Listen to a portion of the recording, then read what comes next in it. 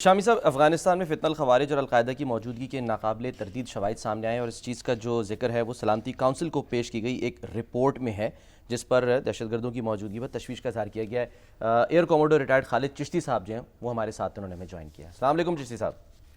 جی وعلیکم السلام جی، آپ کو بھی اور شامی صاحب کو اور آپ کے ویورز کو السلام علیکم۔ چشتی صاحب، یہ جو افغانستان کے ساتھ معاملہ ہو رہا ہے، اگرچہ عارضی جنگ بندی ہے لیکن پھر بھی کوئی دار اندازی کی کوشش ہوئی ہے اور پاک فوج کو کارروائی کرنی پڑی ہے، تو آپ اسے کیسے دیکھتے ہیں کہ یہ معاملہ جو ہے کیسے اس کو سنبھالا جائے؟ شامی صاحب ماشاءاللہ آپ سے سیزن تو شاید جرنلسٹ کوئی بھی نہیں ہوگا جو ہمیں گائیڈ کر سکے، لیکن میری ہمبل اوپینین میں یہ دیکھیے ہماری یہ چوائس نہیں تھی۔ جو بارڈر یہ کھلا ہے ویسٹرن، یہ چوائس اگر ہو سکتی ہے تو وہ افغانستان کے طالبان کی ہو سکتی ہے یا ہندوستان کی ہو سکتی ہے، کیونکہ اس میں سب بینیفیشری سب سے زیادہ جو فائدہ مند ہے وہ ہندوستان ہے اس وقت۔ جو وہ ہمارے خلاف نہیں کر سکے مئی میں، جو رزلٹ لینا چاہتے تھے، جو پولیٹیکل ایجنڈا ٹو کرنا چاہتے تھے اور لوگوں کو باور کرانا چاہتے وہ تو ہو نہیں سکا۔ تو ان کے لیے اب سب سے آسان طریقہ یہ تھا کہ کوئی پیسے خرچیں اور ایک ایسا فرنٹ ہمارے بیک یارڈ پہ دروازہ کھولیں جو ہمارے پہ پریشر ویسٹرن سائڈ سے ماؤنٹ ہو۔ اور ظاہر ہے یہ میں ڈے ون سے کہوں گا اور آج بھی میں قائم ہوں کہ یہ ہماری نیشنل انٹرسٹ میں نہیں ہے۔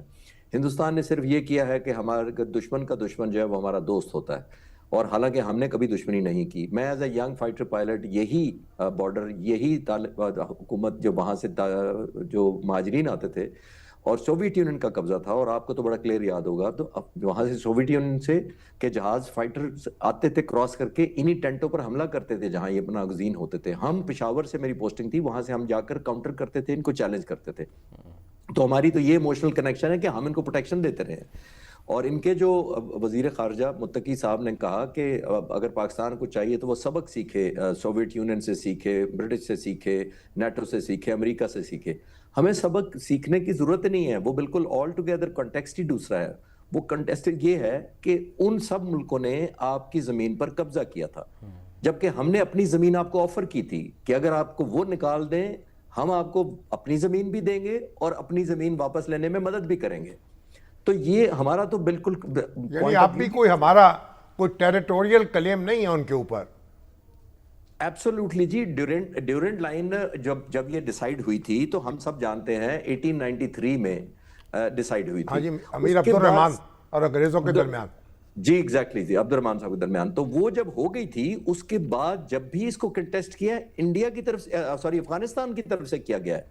اور شامی صاحب آپ کو یاد ہوگا کہ بھٹو صاحب نے پریزیڈنٹ جو پرائم منسٹر داؤد شاہ تھے ان کے ساتھ ایک ایگریمنٹ کر لیا تھا 1976 کے اینڈ میں، اور ایک ایگریمنٹ یہ کیا تھا، انہوں نے کہا تھا کہ اگر میں نیشنل عوامی پارٹی کے لوگوں کو چھوڑتا ہوں جو ان دنوں قید تھے ولی خان گروپ کے، تو بدلے میں آپ یہ پبلکلی اناؤنس کریں گے کہ آپ کا پاکستان کی سرحد پر یا بارڈر پر کوئی کلیم نہیں ہے۔ 2 میٹنگز کے بعد پریزیڈنٹ داؤد نے یہ اعلان کر دیا تھا، لیکن پھر انفارچونیٹلی 77 میں بھٹو صاحب کی حکومت ٹاپل ہو گئی، تو پھر یہ ڈیورنٹ لائن وہیں کی وہیں رہ گئی۔ پھر آئے تھے جب جنرل ضیاء اللہ کے دور میں بھی آئے تھے سردار داؤد، میں نے خود ان کی تقریر سنی شالمار گارڈن میں، لیکن بہرحال مگر سردار داؤد نے اعلان کیا ہو یا نہ کیا ہو، یہ تو ایک مسلمہ بین الاقوامی سرحد ہے، اس میں تو کوئی کلیم کسی کا ہو نہیں سکتا، نہ ہمارا افغان علاقے پر نہ افغانوں کا ہمارے علاقے پر۔ جی بالکل آپ نے ٹھیک کہا، کیونکہ انٹرنیشنل کوئی بھی آپ ایٹلس اٹھا لیں، نقشے اٹھا لیں، یونائٹڈ نیشنز کا میپ اٹھا لیں، اس کے اندر کوئی بھی اس کو ڈسپیوٹڈ ٹیریٹری نہیں مانتا، بالکل نہ پاکستان مانتا ہے، صرف افغانستان مانتا ہے۔ اور وہ بھی آپ نے نوٹ کیا ہوگا کہ وہ اپنے ایڈوانٹیجز یا ٹیمپریری وقتی بینیفٹس کے لیے اس کو پریشر کے طور پہ یوز کرتے ہیں۔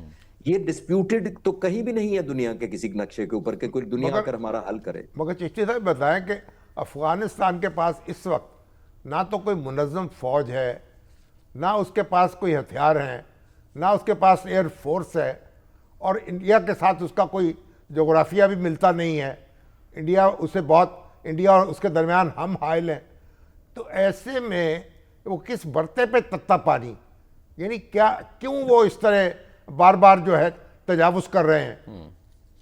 دیکھیے شامی صاحب، آپ اگری کریں گے کہ ان کو ٹریڈیشنلی یہ کیش سٹارفڈ کنٹری رہی ہے جس کے پاس کیش نہیں ہوتا، ان کی اپنی ٹیکنالوجی ان کے پاس کوئی نہیں ہے، سرزمین پر ایگریکلچر کوئی نہیں ہے، کوئی ٹیکسٹائل اور انڈسٹری کوئی نہیں ہے۔ ان کا ٹریڈیشنلی کئی 100 سالوں سے اگر آپ ان کی ہسٹری دیکھیں تو یہی لوٹ مار یا انگیجمنٹ یا جس طرح کہتے ہیں یوز ہوتے آئے ہیں یہ۔ अब एक दफा मैं फिर देख रहा हूं, जो बिल्कुल अफसोसनाक बात है, और आपने बिल्कुल सही फोकस फरमाया कि ये देखिए, हिंदुस्तान ये वही मुल्क है जो इनको चंद महीने पहले तक टेररिस्ट कहता था। वो कह रहा था हमारा एयर इंडिया का जहाज हाईजैक हुआ है, हम इसका अकाउंटेबल तालिबान है।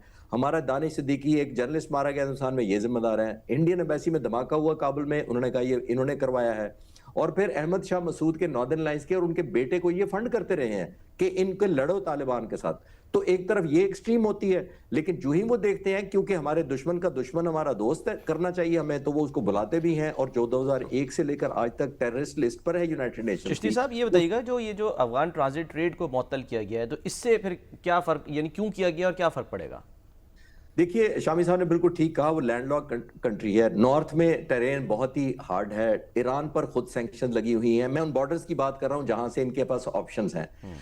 नॉर्थ की तरफ टेरेन बड़ी जिसको कहते हैं ना अनफेवरेबल है। साउथ की तरफ अगर ईरान है तो वो उस पर सैंक्शन लगी हुई हैं। बॉर्डर एक ही है उनके पास जहां से ये ट्रेड हो सकता है, और वो है पाकिस्तान का बॉर्डर। हिंदुस्तान उनके कोई बॉर्डर कॉमन नहीं है। 2640 किलोमीटर हमारे साथ उनका मिलता है, हिंदुस्तान के साथ नहीं मिलता। और उनके लोगों पर जो हार्डशिप आएगी, आपने ट्रेडिशनली नोट किया होगा कि हम इंसानी बुनियाद पर ये खोलते रहे हैं। जब भी एस्केलेशन होती है हम बंद करते हैं, इसको यूज करते हैं प्रेशर डालने के लिए, लेकिन बदकिस्मती से बाद में फिर हम समझते हैं क्योंकि अफगान भाई हैं, हमारे रिश्ते हैं, फैमिलीज एक तरफ भी हैं उस तरफ भी हैं, तो हम फिर हमेशा खोल देते हैं। तो इस दफा सिर्फ हमने एक कीमत बताई थी। दो चीजें, आखिरी बात इस सवाल के जवाब में कहूंगा, हमने दो चीजें इस दफा बताई हैं। जो हिंदुस्तान ने भी मिसरीड किया, इन्होंने भी किया। हिंदुस्तान ने मिसरीड किया था एक सलाहियत को हमारी और एक हौसले को। अफगानों ने भी यही किया कि एक हमारी की सलाहियत पे शायद डाउट उनको हो ना हो, लेकिन उन्हें हौसले का कहा शायद हम इतना हौसला नहीं करेंगे। और जैसे मैंने आखिरी जुमले पे जरूर कहूंगा कि ये हमने चॉइस से नहीं किया। हमारा कोई इंटरेस्ट नहीं होना चाहिए नेशनल कि हम टू फ्रंट जंग लड़े या टू फ्रंट पर टेंशन और इनसिक्योरिटी पैदा करें। ठीक है, बहुत बहुत शुक्रिया खालिद चिश्ती साहब, बहुत बहुत शुक्रिया सर आपका।